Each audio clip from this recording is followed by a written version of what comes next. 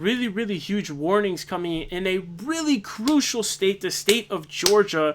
Kamala Harris basically has to win at least one of Georgia, NC, or Pennsylvania to be able to win.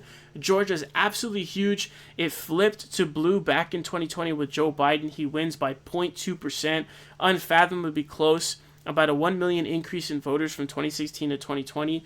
Flips by, I can't remember if it was like 3 to 5 points, somewhere around there. But there is a elections board in Georgia that has a bunch of Trumpsters on it who are Trump backed. I think Trump has actually even publicly thanked those members.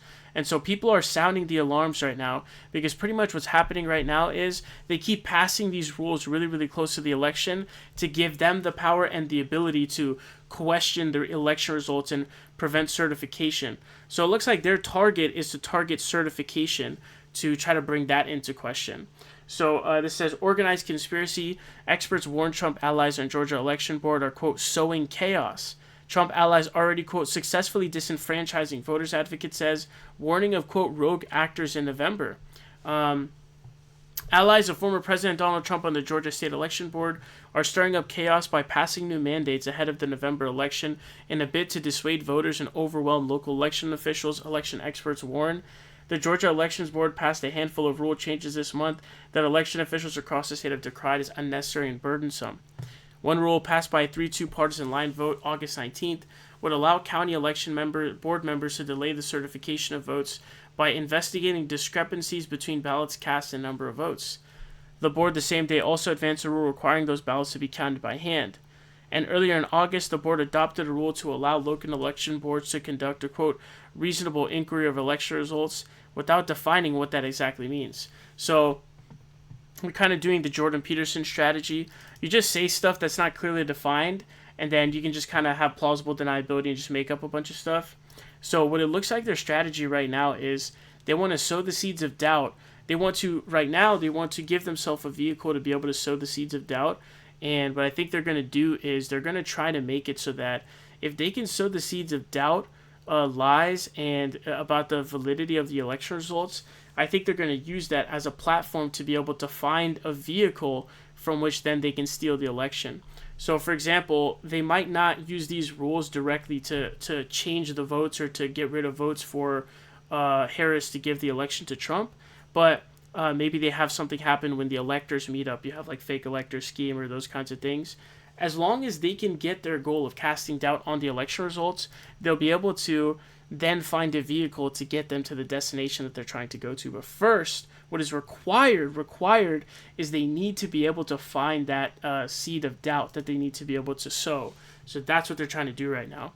And so it says the Georgia Association of Voter Registration and Election Officials, which represents over 500 officials across the state, asked the board to stop making sweeping rule changes in the weeks leading to the election.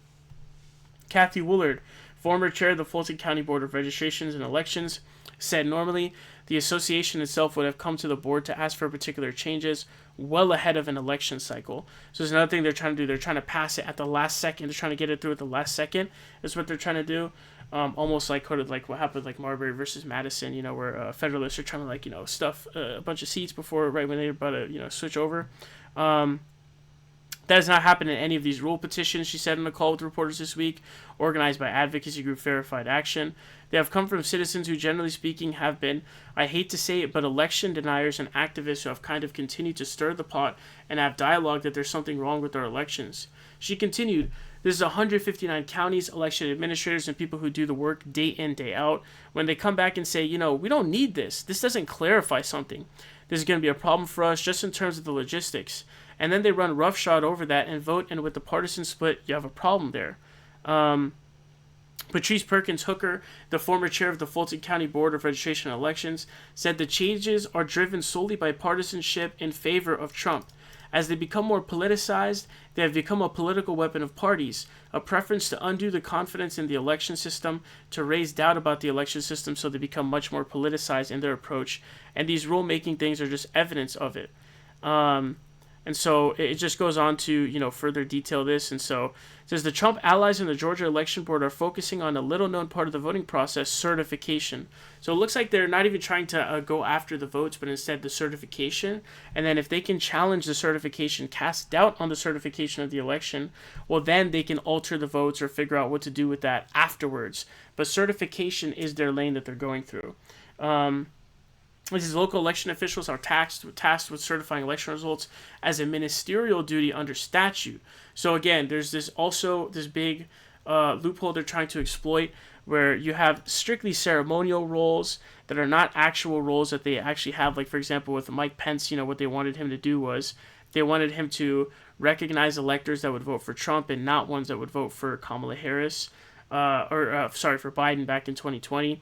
It's just a purely ceremonial role. I think even John Yoo, who was like the big constitutional guy, who was saying that the Gitmo camps and everything were totally fine, torture and everything was fine for the president, even told Pence, like, hey, you don't have the power to do this. It was a purely ceremonial role, right? This appears to be another thing that they're trying to exploit, is these ceremonial roles like this.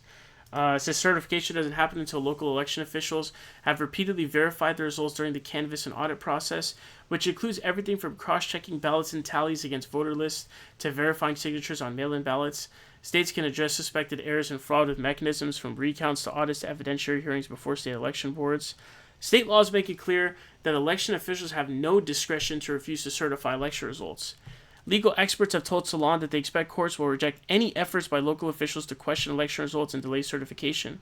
Those experts say they're more concerned about the role of state legislatures and the Trump-friendly Supreme Court coming to Trump's aid as he sows the kind of discord and doubt in the nation's electoral process that preceded the violence in the U.S. Capitol on January 6, 2021.